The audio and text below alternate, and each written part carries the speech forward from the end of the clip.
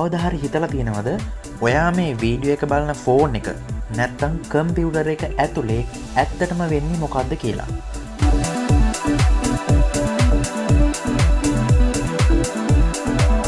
ඇයි සමහර ඒවාට වැඩියෙන් සල්ලි දෙන්න වෙන්නේ? ඇයි සමහර ඒවා හිර වෙන්නේ? එහෙමත් නැත්නම් ලැග් වෙන්නේ?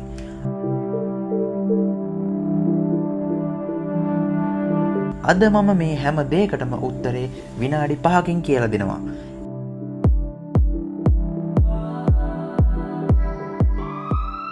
ඇත්තටම කම්පියුටර් එකක් කියන්නේ රෝහලක් වගේ කියලා ඔයා දැනන් හිටියද? එන්න අද අපි ඒ ලෝකෙට ගිහින් බලමු.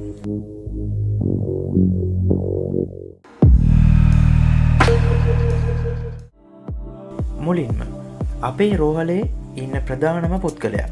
ඒ තමයි CPU එක. මෙයා තමයි රෝහලේ ඉන්න ප්‍රධාන විශේෂඥ වෛද්‍යවරයා. රෝහලට එන හැම ලෙඩෙක්වම ඒ කියන්නේ හැම ඩේටා එකක්ම බලලා ඊළඟට කරන්න ඕන දේ මොකක්ද කියලා තීරණය කරන්නේ මෙයාමයි.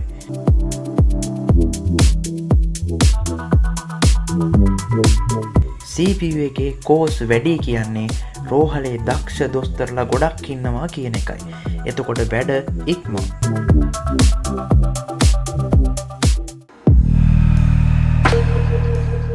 හැබැයි දොස්තර ලෙඩ්ඩු බලන්න නම් ඇඳන් ඕනේ නේද?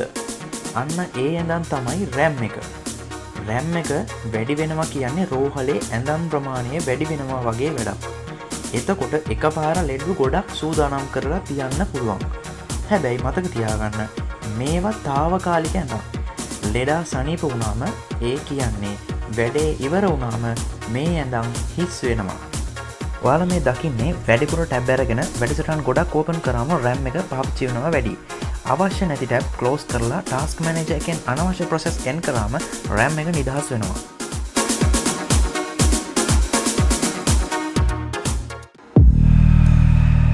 එතකොට රෝහලේ පරණ වාර්තා ඒ හැමදේම තියෙන්නේ ස්ටෝරේජ් එකේ. මේක හරියට රෝහලේ ලේඛනාගාරය වගේ. ඔයාගේ ෆොටෝස්, වීඩියෝස් ඔක්කොම සදහටම මෙතන තියෙනවා. SSD එකක් පාවිච්චි කරනවා නම් දොස්තරට හරිම ඉක්මනට පරණ වාර්තා ආරම් බලන්න පුළුවන්. ඒකයි SSD තියෙන PC වේගවත් වෙන්නේ.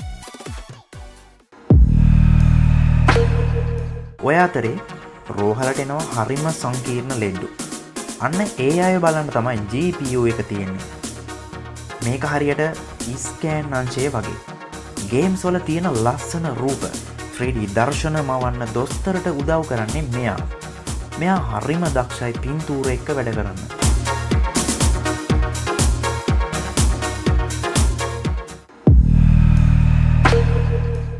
දැන් අපි බලමු මේ හැමදේම සිද්ධ වෙන්නේ කොහෙද කියලා. ඒ තමයි මදර් බෝඩ් එක. මේක හරියට රෝහලේ ප්‍රධාන ගොඩනැගිල්ල වගේ. දොස්තර, ඇඳන්, ස්කෑන් අංශය සහ ලේඛනාගාරය මේ හැමෝම ඉන්නේ මේ ගොඩනැගිල්ල ඇතුලේ. මදර් බෝඩ් එක කරන්නේ මේ හැම දෙනාවම එකිනෙකාට සම්බන්ධ කරන එක. ගොඩනැගිල්ලේ තියෙන කොරිඩෝ වගේ තමයි මේකේ තියෙන සර්කිට් ලයින්ස්. ඒ හරහා තමයි දොස්තරට අවශ්‍ය ලෙඩ්ඩුන්ට සහ තොරතුරු එහා මෙහා යන්නේ. සරලවම කිව්වොත් මේ ගොඩනැගිල්ල නැත්තම් කාටවත් එකතු වෙලා වැඩ කරන්න විදිහක් නැහැ. දැන් හිතන්න රෝහලේ හැම දෙයක්ම තිබ්බත් විදුලිය නැත්තම් මොකද වෙන්නේ? අන්න ඒ විදුලිය ලබා දෙන ජෙනරේටරේ තමයි පවර් සප්ලයි එක. පරිගණකයකට එන ප්‍රධාන විදුලි ධාරාව CPU, RAM, GPU වගේ මේ හැම කොටසකටම දරා ගන්න පුළුවන් ප්‍රමාණයට බෙදා හරින්නේ මෙයා. මෙයා නැත්තම් දොස්තරට ලෙඩ්ඩු බලන්න ලයිට් නැහැ. ස්කෑන් මැෂින් වැඩ කරන්නේ නැහැ. සරලවම කිව්වොත් මේ මුළු රෝහලටම පණ දෙන්නේ මෙයා.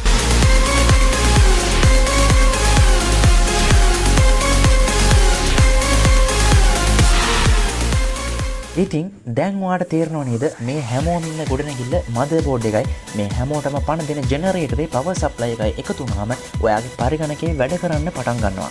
දැන් ඉතින් ඔයාට පරිගණකයක් ඇතුලේ ඇත්තටම වෙන්නේ මොකද්ද කියලා හොඳ අවබෝධයක් තියෙනවා. අය කවුරු හරි PC hardware ගැන අහුවොත් ඔයාට පුළුවන් මේ රෝහල් කතාවෙම ඒක සුපිරියට පැහැදිලි කරලා දෙන්න. මේ වගේ තාක්ෂණික දේවල් හරිම සරල විදිහට සිංහලෙන් දැනගන්න අමතක නොකර අපේ YouTube channel එක subscribe කරන්න. ඔයාට මොනවා හරි ගැටලුවක් තියෙනවා නම් පහලින් comment එකක් දාන්න. එහෙනම් මම ගිහින් එන්නම්. හැමෝටම සුබ දවසක්.